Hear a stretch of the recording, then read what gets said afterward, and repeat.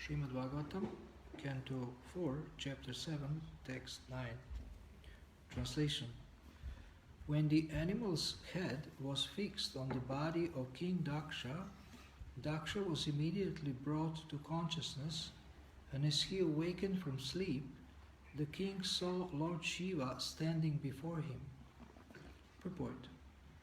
The example given here is that Daksha got up as if he were awakened from deep sleep.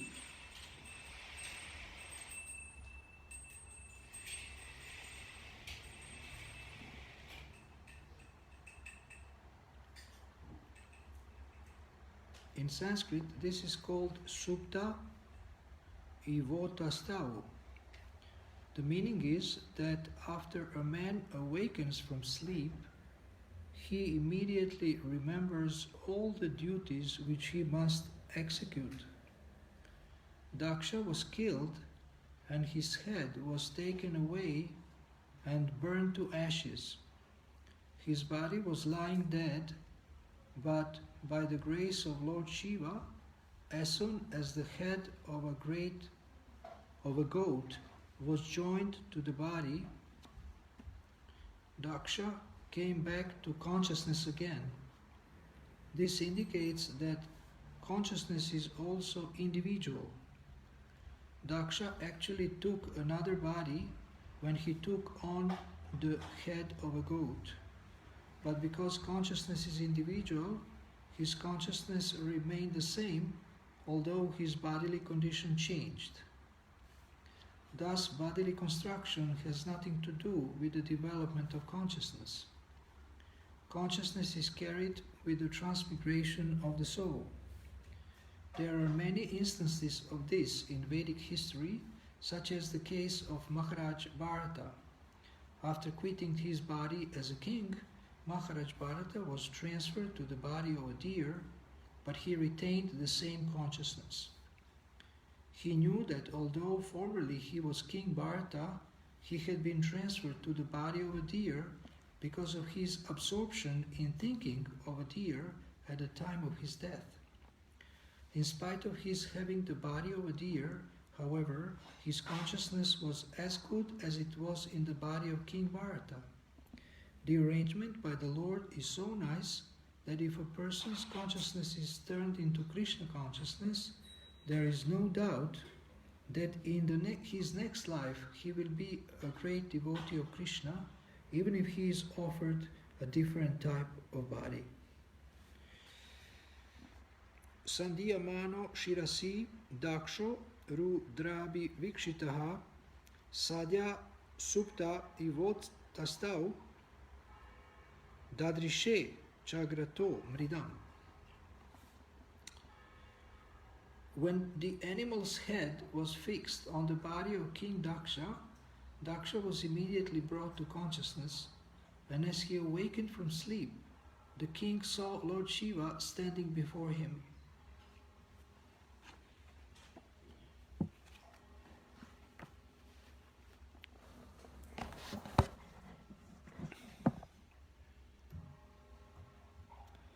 This is too dark. You put it normal. I think they will survive. Yeah, it's okay. I'm sorry for this, but I don't know how to manage this. Maybe put it on this side.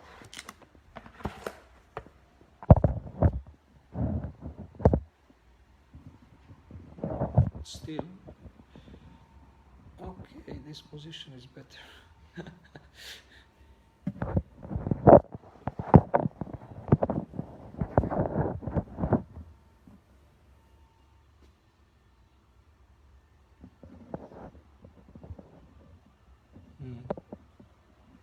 So imagine that you wake up one day and you go in front of the mirror, and then instead of your usual head that you maybe like or don't like, you see the head of a goat or see the head of an animal, and you still have your human body.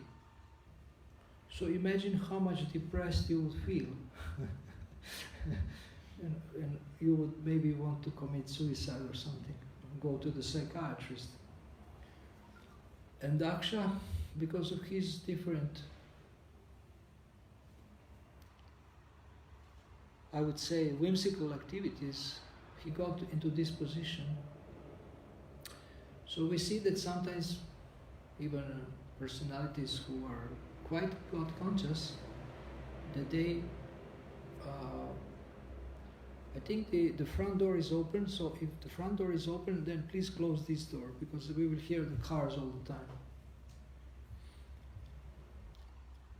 So even great personalities sometimes fall down, or they make offenses, or they make mistakes, and they get reactions like anything. So similarly, we are trying to be Krishna conscious, but we sometimes make offenses to devotees or make offenses to the deities, and we have to suffer consequences.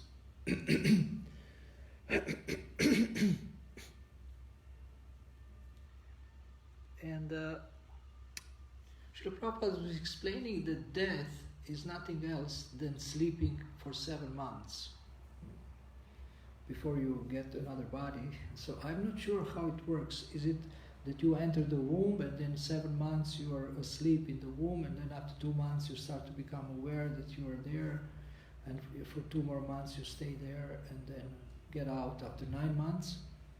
Or you're asleep somewhere else and then enter, I'm not sure exactly how it works. You then later enter and then stay another 7 months in the womb, or 9 months in the womb. Whatever it is, that actually the conditioned soul loses consciousness for some time, and then we see here how Daksha has regained his consciousness. So consciousness goes with us. Sometimes devotees suffer so much that they tell me, I'm going to commit suicide. And I say, well, your subtle body goes with you, your mind goes with you, your pain goes with you, especially if it's emotional pain. Maybe you will be freed from some physical pain, but usually people don't commit suicide because of physical pain. They commit suicide because of emotional pain and because of mental pain.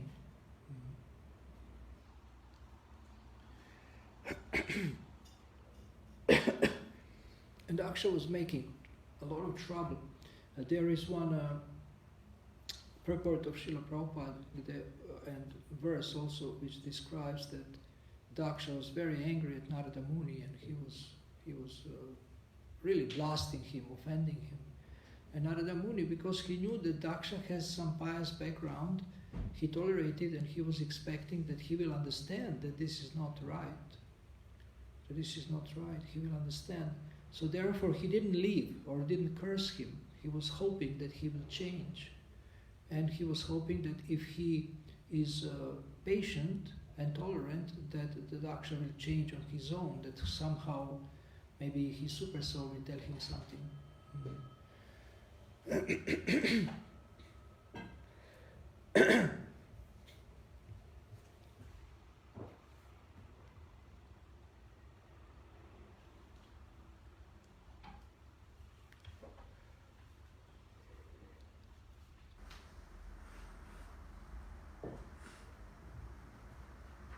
So if someone has some pious background or some pious activities, then he has a chance to continue, because nothing is lost. Spiritual advancement is not lost. You may be temporarily taken back to Maya, but after some time you still have some inclination or attraction. Shuchinam Srimatam Gehe Yoga Brashta Vijayate. If you fall down in the next life, after practicing Krishna consciousness, the next life, Shuchinam Srimatam Gehe. So you get born either in the family of Shuchi or Brahmana or Srimatam, a rich person, and in this way you have more facility to continue your spiritual advancement. So nothing is lost. But if one becomes offender, he can actually lose his spiritual credits and his pious credits also. So the worst of all things is actually to offend devotees. And our envious mind has a tendency to offend devotees, to see devotees in terms of their material form or their material origin, or their material stupidity or whatever, and in this way we actually prevent our spiritual advancement by making offenses. So here Maharaj Bharata is mentioned, and he was born first as a deer because he was attached to a deer at the end of his life, and then he was born as Jada Bharata. He was born as Jada Bharata. He actually decided as Jada Bharata to not talk to anybody and to just focus on his spiritual advancement. And he was fat, and he looked like a dumb man, and like a stupid person. People thought he's stupid, and they engaged him to carry, because they thought he is strong and he doesn't understand anything, but he can carry the palanquin of a king. So palanquin means 4 people are carrying one person who is in the palanquin. And as he was carrying the king was complaining that Bharata was shaking the palanquin and maybe not evenly carrying it evenly or something, and he started to offend Jada Bharata. And then he started to speak about different things. And Jada Bharata, although he has given a Mauna Vrata, he actually broke it because he couldn't tolerate the ignorance of a king. He was not disturbed because king was insulting him. He was disturbed because king was in so much ignorance. And Srila Prabhupada says you can recognize a man by how he speaks. And in the purport to 254, he says the most important quality of any man is how he speaks. And how one should speak? It is described in Varaha Purana. One should emanate merciful vibrations from his mouth. So what is the merciful vibration? Merciful vibration is chanting Hare Krishna Mahamantra. Hare Krishna, Krishna Krishna, Hare Hare. And merciful vibration is speaking about Krishna and speaking about spiritual advancement, speaking about eternal life, speaking about eternal benefit that the soul can get. And merciful vibration are encouraging words. Merciful vibration is words of gratitude. And sometimes merciful vibration is a chastisement of the spiritual master also. Chastisement. My dear disciple, you are in Maya. Oh, how can you say this? I am such an intelligent, educated, I am, so good-hearted. How can my guru insult me like this? So nobody likes to hear sharp words of a sadhu because it hurts our false ego and our attachments. And therefore people don't want to listen to classes. They don't want to listen when someone tells them that they are in Maya or that they are like an animal. Who wants to listen to this? They think it's uncultured. But actually sharp words of a sadhu are meant to cut our attachment, to cut off our attachment to material things. And we may practice Krishna consciousness for so many years, and we may think we are very advanced, but this advancement is tested. It's tested when we are faced with trouble, and it's tested when we are faced with enjoyment. And even worse test is test of enjoyment than test of suffering. Somehow you can pass the test of suffering. Somehow you can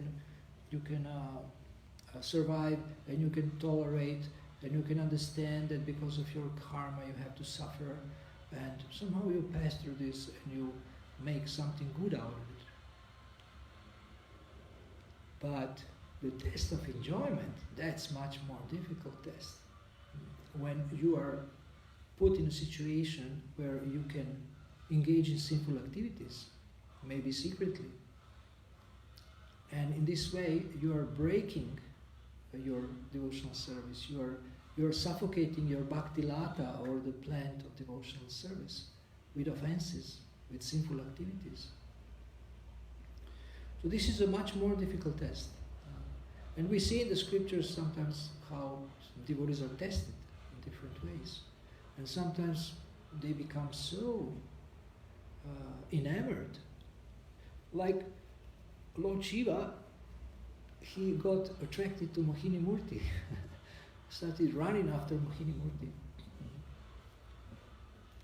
So maybe you have this experience that when you see a boy or a girl, you become really like completely intoxicated. You see, wow, this person is so beautiful, this person is so wonderful.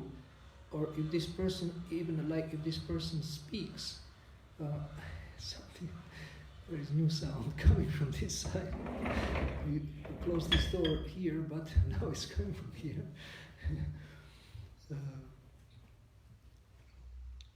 So you may be very attracted to someone, not only by their form, but also by their speech, how they speak, speaking very, very sweetly or intelligently or something, or somebody singing nicely. So this attraction is natural. Attraction is natural between jivas. But attraction between jivas in the material world is attraction between two conditioned souls. And this attraction is not permanent. This attraction is temporary. You are attracted to someone and you think, finally I have fallen in love after so many years. And then after some time you think, I don't like this person anymore, it's boring. Then you fall in love with somebody else. So, this is not love. In the spiritual world, it is in the spiritual philosophy, it is described that real love is permanent. It doesn't go away. If you love someone, then you love them forever. But this material love is temporary. It's just a bodily attraction or mental attraction to someone.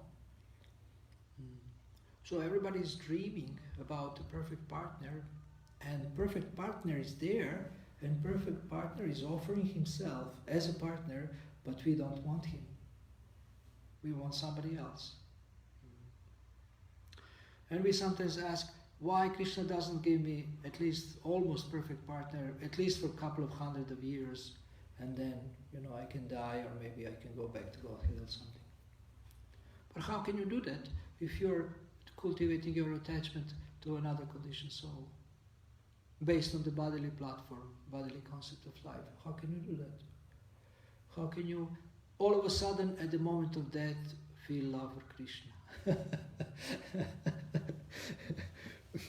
So you love your wife or your husband your whole life, and then all of a sudden you become Krishna conscious. You could be cultivating attachment to somebody else. Krishna says, love me, serve me. And you say, but Krishna, you have so many servants, why do you want me to love you? I mean, what difference will make my love? Or maybe you want to become Krishna's queen. And you think, well, there is so many queens, Krishna's queens, so how will Krishna have time for me? He will be so busy. He will be so busy with so many queens, and maybe I will come at the end, and then he will say, now it's too late. So, but what happened when Krishna had 16,108 wives in Dwarka? He was actually able to be simultaneously with all of them, and he was able to create a palace for each of them. Because he needs that, his queen needs space, she needs to have her own place, like a palace, and she doesn't want to live with other girls. I mean, there is some other girls, but they are all her servants. So she doesn't want to live with other girls because it's too crowded, and sometimes they're fighting or whatever. They don't like each other. They're jealous or envious or whatever. And then Krishna created a palace for each of every one of them. And then he expanded himself, and he can be with each and every one of them simultaneously, together. He can do that. Somebody mentioned, I think Krishna Premarupa Prabhu mentioned that when Krishna was taking prasadam with cowherd boys, every cowherd boy, Krishna Premarupa Prabhu appeared now. I just mentioned your name and you appeared by accident. So now you can correct me if I am quoting you properly, that you mentioned that in Krishna, when he takes prasadam with cowherd boys, then every cowherd boy thinks that he looks at him. Is that what you said? Yeah, he sits in the center. Yeah. All around him, but everyone thinks that he looks at him. Yeah. So he can do that. He is not only making you feel like this, he is actually doing it. How? I don't know. Achintya Veda, Achintya Shakti means inconceivable potency of the Lord. But, you know, like if I'm giving class and I'm looking at everyone, and so sometimes I'm looking only at one person, and then other people think, they fall asleep or something. They think, why is he looking only at him or at her? So if you don't get attention, actually your consciousness goes down somehow. Or your wakeful state also may go down. But Krishna has this amazing... And so I can imagine that every cowherd boy would really like that Krishna looks at him. And Krishna gives them this because they want it. He gives them his attention. So we can see that life is all about attention. It's all about attention. And we all have this experience. We talk to someone and then they are looking at us and they're not there. They look somewhere else, they look at the watch, they're scratching their head, and they're not listening. So sometimes you say, are you with me? You say, oh yeah, I'm here, sorry, I'm a little tired, and I'm thinking, because my wife told me to buy something, but she will chastise me when I come back. So, sorry, I got distracted. Yes, please tell me, what did you want to say? And like yesterday, one Mataji was coming and she said, oh, I will bring my daughter so you can see her. And but if we have to speak about, some plan or things like this, then it's better if the child is not there, because child is always want attention. You cannot not give a child attention. The child will pull you or scream. Either pull you or scream. So do something like that. So it's amazing. Attention is an amazing thing. I mean, for me, it's really fascinating how you take care of anybody or of anything. Like, I have 2 plants on my balcony. It's not my balcony, but I'm staying there. 2 plants. And I asked Krishna Premarupa Prabhu, do you have anybody who is expert in watering plants? Because they are starting to dry up. And there is sunshine, a lot of sun. Now it's a little cloudy, but there was so much sun. And, the plants started to look like this. And I was thinking, I am speaking so much about devotee care, and these 2 devotees who are, like beautifying the temple's balcony are completely neglected. And by whom they are neglected? They are neglected by me, because I am staying there. And maybe neglected by someone who doesn't dare to enter the room. They think, I will eat them up or something. So,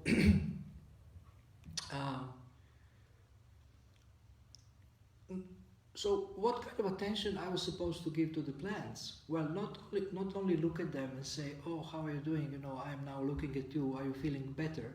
But I also needed to give them water. So attention is not enough. You sometimes need food. Someone may have your attention and your affection, but if you don't feed them, they will also die. So caring for people, caring for plants, it's an art, and we want to learn it. We want to learn this art, caring for devotees. And yesterday we were reading how Srila Prabhupada cared for devotees in different ways. And I think I sent to some of you this book, Care Personified. It's just an amazing book.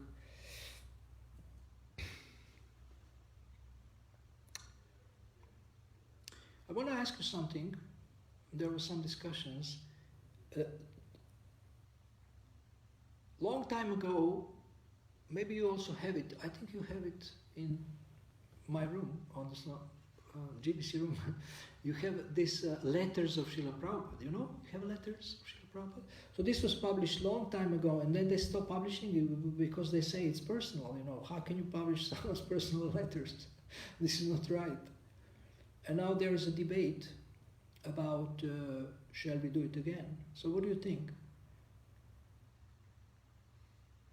Be careful, because I have a Shastric evidence in favor of one of these two. Shall we print it or not? So you have to be careful. I have evidence from Krishna book for one of these two. So what do you think? Shall we reprint these letters where Prabhupada was writing to specific individuals?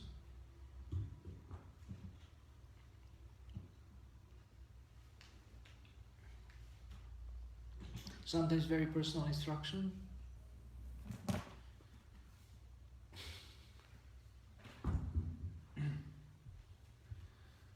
I think yes, because they are very, very valuable, and we see what is in the book, in the conversation, but in letters, and it sometimes speaks more personal instructions, and they can help us also in our personal situation. Okay. Anyone else? Any opposing opinions?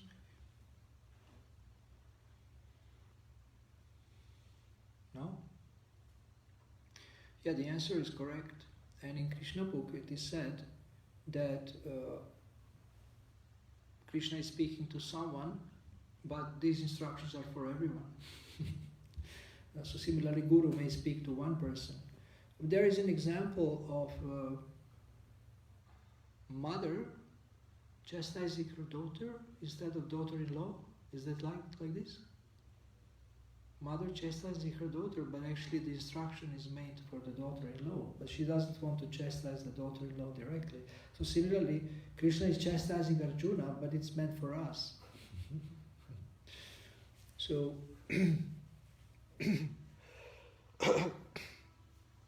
there is so many amazing things that are not in the books. In letters, how Srila Prabhupada preaches, how he is grateful to his disciples, how he is preaching, giving very specific instructions. For example, Sachinandan Maharaj discovered one letter to Kirtiraj Prabhu about lust. So, Kirtiraj Prabhu was a Grihastha, but he was asking about sex desire and things like this, how to deal with this. And Srila Prabhupada explained that if you deal with this on the level of thinking and don't allow it to develop on the level of feeling and willing, or after willing there is action, then it's easier to deal with this. Easier to deal with this.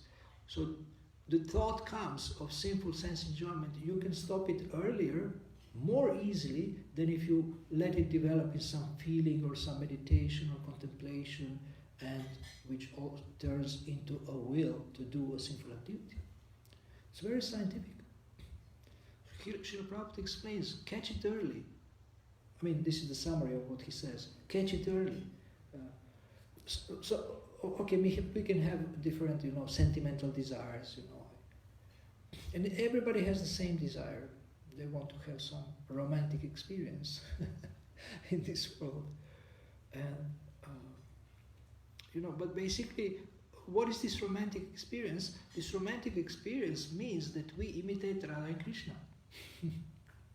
Everybody wants to have his Radharani, and every Radharani wants to have her Krishna. I mean, every woman wants to have her ideal partner. So the dreams of conditioned souls are all the same. We all want the same thing.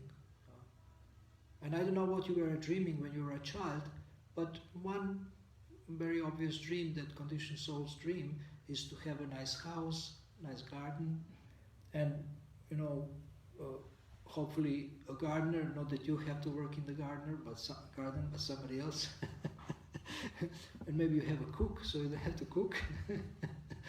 And you have a nice husband or wife who loves you and understands you and hugs you, and maybe a couple of children who are actually very nice children. They're not rascals, they have all good marks in school. And you live in nature because we have to live in a nice environment, nature, fresh air. And when it gets boring for you, because in the nature maybe sometimes gets boring, you have actually wonderful Wi-Fi at home. And then you can watch anything you want. And the best life is you get popcorn and maybe different other snacks, and you just watch YouTube or you watch movies, and that's a great life. And then you go for a walk a little bit. So what is your dream? What are you dreaming about? You may say, oh, I don't dream about anything else. All my dreams are broken and destroyed. I try to dream this and that and everything has gone really wrong. So I have no hopes anymore that I will enjoy in the material world. Congratulations, fantastic. You have come to a proper Siddhanta, proper philosophical conclusion. This world stinks. Oh, why are you so negative? We have to be positive. This world is not so bad. And what about dying? People dying every day, like millions of people, or they're killed by our leaders in different ways, like vaccines. They're killed. What about this beautiful planet? We're living on a beautiful planet. It's magnificent. But this is called Mrityu Loka, you know that? Mrityu Loka is the planet of death. So we are all going to die. So what are our hopes? What are our hopes for eternal life? What are our hopes for eternal enjoyment? When we are going to die. And we don't know if we will get a body of an animal or in a human being. We don't know. But only Hare Krishnas can be enthusiastic, because they know this is all show. The whole life is a show to make us really, really frustrated. And then we say, I'm fed up of my attempts to enjoy in this world. It doesn't work. I tried so hard. And some people say, but I'm determined. I'm an ass. I'm an ass which want to be kicked by she-ass, like anything. And I'm going to enjoy anyway. And camel? Camel eats thorns. And then she eats her own blood.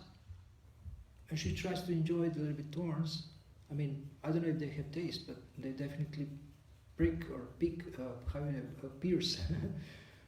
So similarly, we also enjoy with a mixture of our own destruction.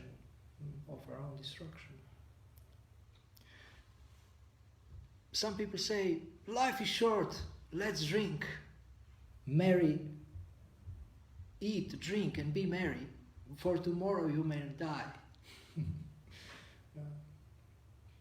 Let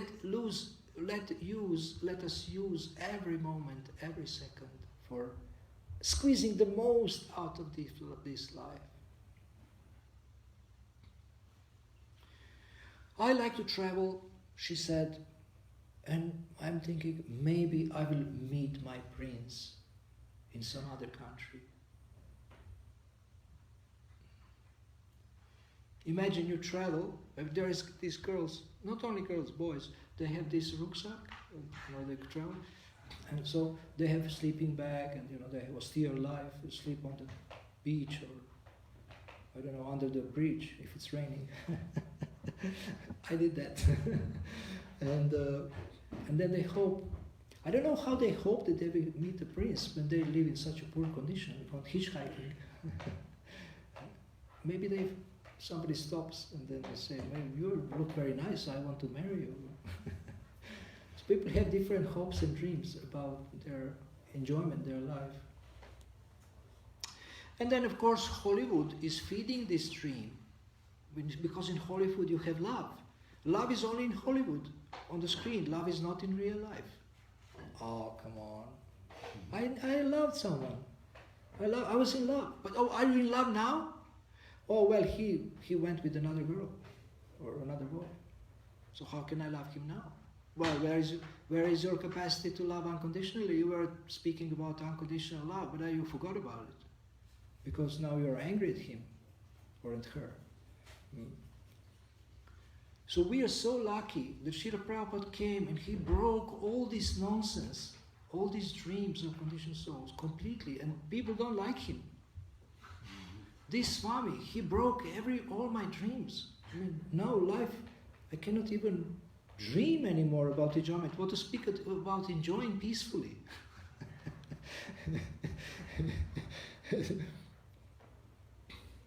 And Srila Prabhupada says, Shvavidara Varahushtra Karair Samstuta Purushapashu. Bhakta Philip, what it means. Shvavid, Shva? Shva? What is Shva? Varaha. You know what is Varaha? Yeah.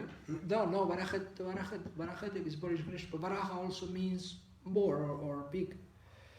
Svavid Varahushtra Karair. So Shva is dog. Then Vid is something. Camel. No camel. Varaha is pig or hog. And very popular one. Karai. Huh? Karai? Ass. Say it loudly. Say it loudly. Ass. Why we should say it loudly? Because we are ass. Or we have been ass until recently. And now still maybe you have a tendency to remain ass. To remain an ass. So you may say, how can this, gentlemanly Swami, how can, and these scriptures which are supposed to be inspiring, how can they say such heavy things? How can they say such heavy things? Well, my understanding is the reason for this is because without strong words, nothing changes. Without strong words, nothing changes. Also, like for us, until and unless we suffer too much, we don't change. We don't change. Until it hurts so much that you have basically nothing else than to surrender or to change, then we don't change. I remember many years ago I was publishing a newsletter for leaders, and I wrote one sentence, change or soon you will be strange. Because if you don't change as a leader, you cannot remain a leader. People will kick you out. Because now you see what's happening. I don't know if you have noticed, maybe you don't think about these things. Now, to have business, you have to be very personal to do business. Like I get emails from people, many companies in the beginning, they're very humble. And they, we care about you, you're our customer, and they answer every your letter and call you by name, and you feel like a king. And after some time, when they become, rich and profitable, they just don't care about you, you're just a small customer. They don't reply to your emails, they become arrogant. But now I see companies, I got this letter from one company, a coaching company from England, and they all said, you get this automated letter first. We have received your letter and we will reply as soon as possible, or we will reply within 24 hours. But what they put, it was amazing. They say, we have received your letter, we value very much your interest, and they listed all their names. He said, we are not a machine, we are people, and we will communicate with you. And I said, wow, amazing, I have never seen this before. So, because the competition and also the crisis and corona, whatever, competition will be big. So you have to be a first-class servant to have business nowadays, actually. And they understand this. and they become very personal, very caring, you know. They give you their names, they say you can contact us. Is there anything else? My experience with Amazon is amazing. Amazon customer service, I can't believe it.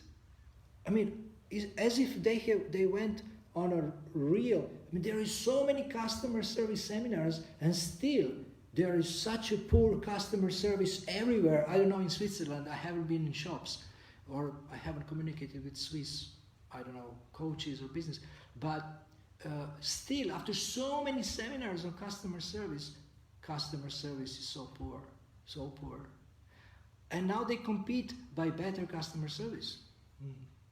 Because soon, I will not buy from you if you're not nice to me. Even if you have super product, I will go to somebody else. Or for example, mobile phones. Do you know that there is mobile phones that are like double cheaper than Samsung and what else? LG and what else is Android? Huh? Apple? Apple is not Android. Anyway, iPhone. There is there is mobile phones that are double less price, and they're completely the same quality. Completely the same quality. So you're paying for the brand, you're paying for the name, because you don't know that there is a cheaper phone, that you can get it. I think it's probably Chinese or Korean or something, but it's the same quality. These others are also Chinese and Korean, but just they put American label or German or whatever. So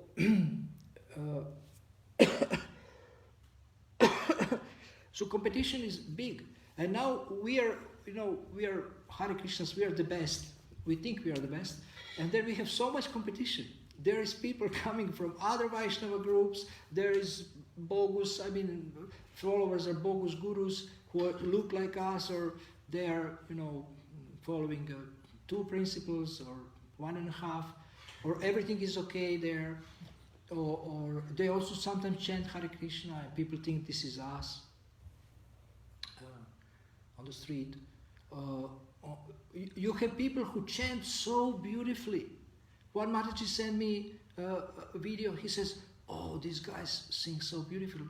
But I say, be careful, because they sing so beautifully and then think they are God. They think they are God. They have descended to save the world, and they are ordinary conditioned souls. So you can chant Hare Krishna and think you are God. And your chanting Hare Krishna is, I don't want to say what. But competition is big now, and now people know about reincarnation yoga. There is many yoga groups. So we cannot afford to be sloppy like before. Like before, somebody was supposed to be recruited for Vietnam, and they called the temple. They said, "Oh, he's in the temple. He's hiding somewhere in the temple." And they try to call the temple, and then they don't pick up, or they pick up, they're very strange, like, hello. And then they give up chasing this guy because they think that he's useless for the war. He's so spaced out. He's useless for the war. So that was good for him, that they didn't recruit him. So I want to say, people have sometimes image, we're highly unorganized. Of course, in Switzerland everything is organized, even devotees. But but highly unorganized people. But we cannot afford this anymore. We cannot afford to neglect people. There is this famous example of a person who was coming to the temple for so many years, and nobody approached him to ask him, how are you doing, and who are you, and why are you coming here? For so many years. So we cannot afford this. Every person counts. Every person is precious who comes here. So don't neglect anybody. Don't think somebody else will talk to them. You talk to them when you meet them. You feel responsible. You, even if you are a pujari. Prabhupada, there is in Nectar of Devotion, it is said, if the guest comes, pujari should stop puja and he should take care of the guest. You know that statement there for Prabhupada lecture? You have heard about it? So who is doing that? Who is stopping puja and taking care of the guests? We don't take care of the guests even if we are not doing pujari service. we are passing here and we're thinking about, what is for lunch. So we have to become first-class customer servants, I think, and really think about I don't know what you are thinking during the day. Maybe you are thinking about getting married or about, your finishing university studies or whatever. But when person comes, please give them attention. Please take them to a corner, look at them, speak to them, and try to serve them so that they can get attracted to Krishna and to get maximum benefit from this. Don't neglect people. Give up narcissistic mentality, give up selfishness, self-centeredness, self-absorption, only me and Krishna. What about people? They are suffering like anything. And if you take care of people, you will get spiritual points and you will come closer to Krishna. The more you give Krishna, the more you get Krishna. Also devotees, we have so many devotees are suffering because they don't have support. They don't have support. So I recommend to all of you to become a trusted guide, someone who cares for people, someone whom people can trust and who will help people with any kind of problem. And I think in this way we can speed up our spiritual advancement, speed it up, get it. And some of you have taken responsibility in the temple, that's great. But this is not all. You can do much more. You can take responsibility not only for tasks, you take responsibility for people, not for tasks only. Things have to get done. Yes, that's true. This is valuable, this is precious. But who wants to take responsibility for people who are coming in or people who are already here? This is needed very much. And Srila Prabhupada really appreciated that. We have a tendency to be in our own little world, enjoying that world. And if somebody wants to intrude or come into our world, then we say, get out, get lost, I want my peace. But actually that person is sent by God to us to give them peace and to give them Krishna consciousness.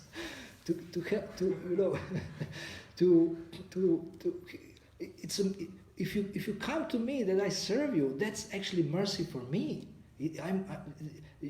You're doing me a favor by offering me an opportunity to support you or to serve you and to get some spiritual points in Krishna's eyes.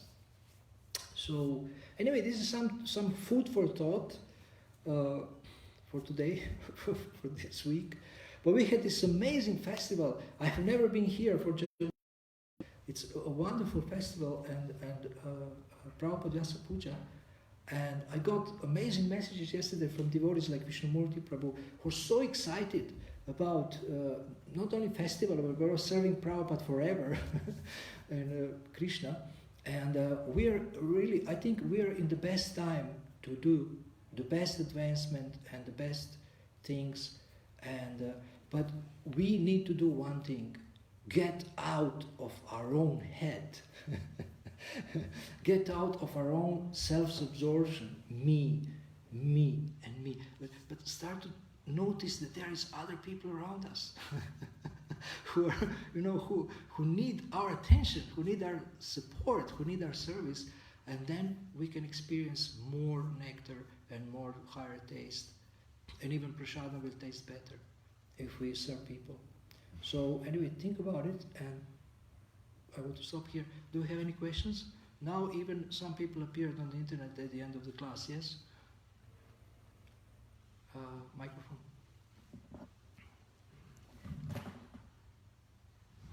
Okay, just looking who is on the internet. Oops. I have just 2 comments. Mm-hmm. First of all, thank you for the last class. It's important points you raised. Just one example came to my mind. I'm sure you know the story, and others maybe also have heard that in America there was one, we call him Prashant Bhakta, some guest who came for many years to the Sunday program, very steady, 10 years, 15 years or so. And one devotee one day asked him, "You are coming since so many years.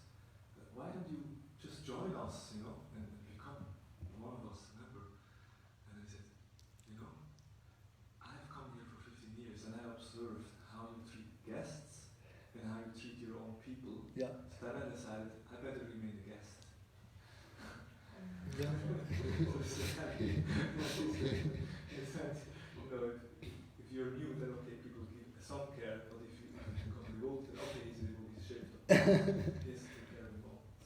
So that's the big thing. Yeah. Yeah, thank you.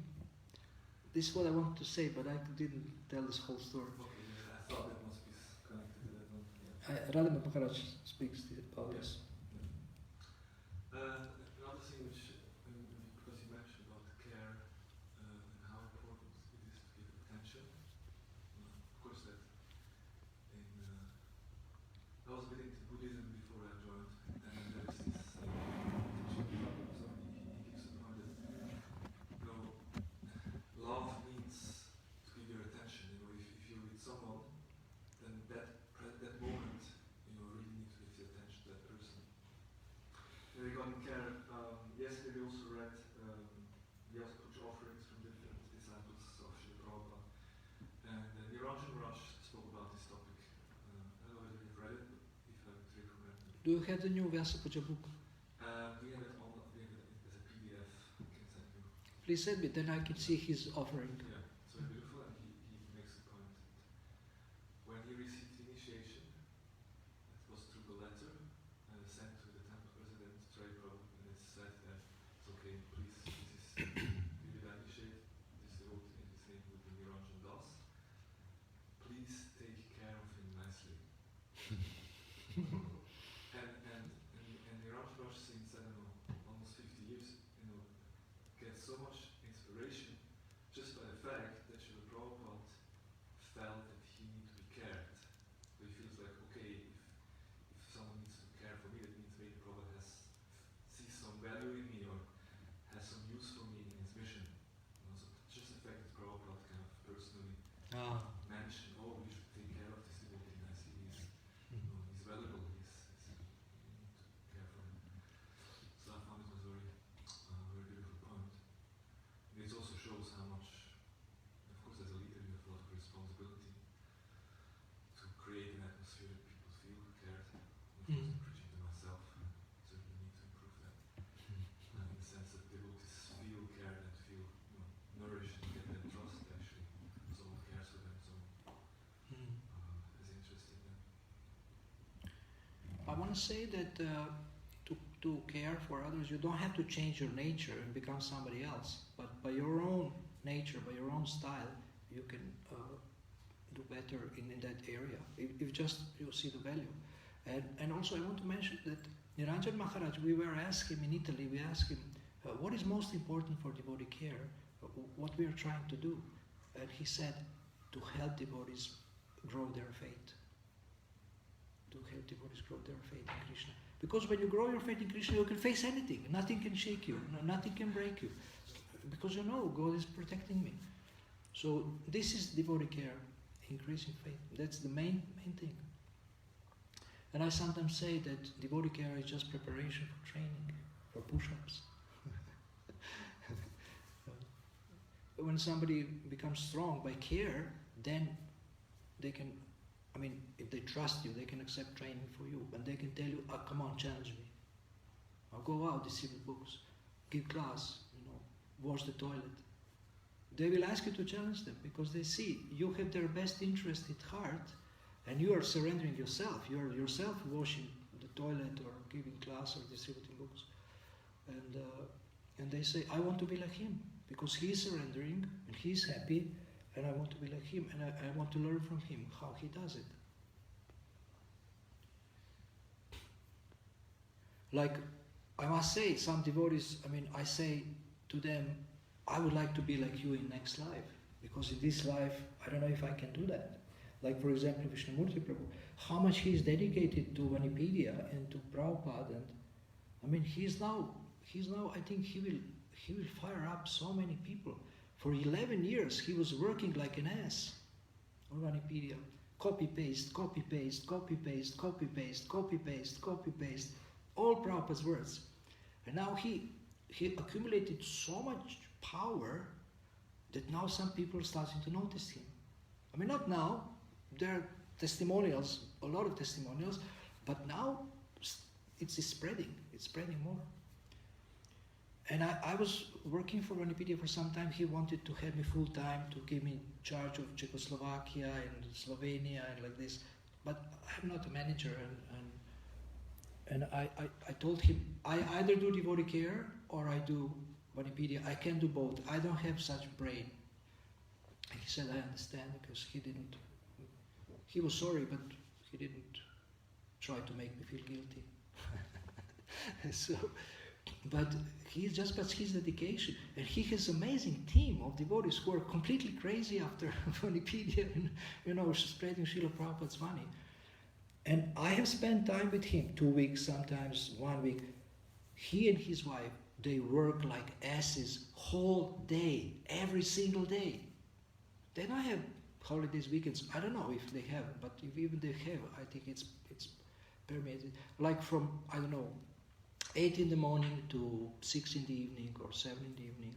They have a short morning program, every day short morning program, like Sankirtan, shortened morning program. Whole day, copy-paste, trained devotees, copy-paste, inspired devotees. She's working in BLS, she's making money by selling books and other things. And how these people, and they're so happy. I have never, I cannot say that I have seen anybody more happy than him. He's so happy. And then I said, Prabhu, you love more Prabhupada than Krishna. He said, yeah, because he gives me Krishna. Prabhupada brings me closer to Krishna.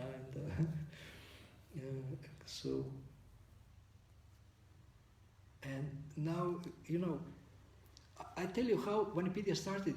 He started by having a notebook, big notebook, and he was print quotes and then glue them in the notebook. And this was like compilation, like Shikshamrita or like this. It was very, very simple in the beginning. Now with electronics, you can do wonders with Wikipedia platform.